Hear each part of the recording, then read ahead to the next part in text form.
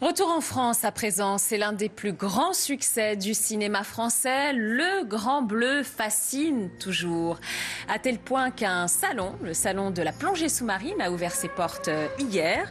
C'est le moment d'en prendre plein la vue, émerveillé par la splendeur des fonds sous-marins.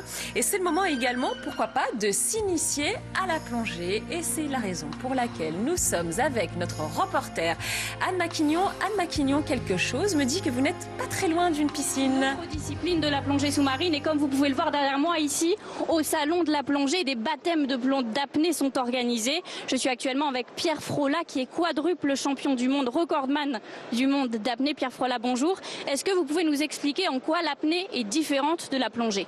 La plongée en apnée, elle est très différente de la plongée bouteille parce qu'on est très libre dans l'eau. On n'utilise pas du tout de bouteille pour plonger et on va à la rencontre de très grands animaux. On peut s'approcher d'eux très calmement, très humblement, et on a la chance de côtoyer ces animaux très proches. En plus, c'est une discipline qui est très belle. C'est une discipline sportive qui véhicule des valeurs telles que le respect, le courage, l'abnégation, l'honneur et la fraternité. Et c'est aussi une discipline qui peut parfois se révéler dangereuse. Est-ce que vous avez quelques petits conseils à nous donner justement ? Alors le conseil primordial en plongée en apnée, c'est jamais plonger seul. Même si on est aguerri, même si on est de très forts apnéistes.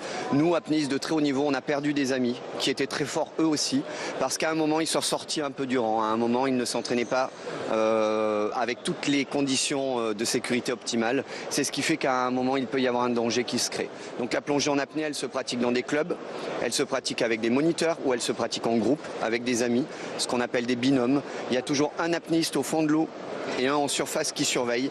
Dans l'apnée, on n'est jamais seul. Merci beaucoup Pierre. Alors si vous aussi vous voulez effectuer votre baptême de plongée ou votre baptême d'apnée, n'hésitez pas à venir ici au salon de la plongée. Ça dure jusque lundi 15h. Merci beaucoup Anne Maquignon et bon plongeon. On arrive dans quelques instants, ne bougez pas. Voilà pour l'essentiel, restez sur iTélé. Merci d'être avec nous.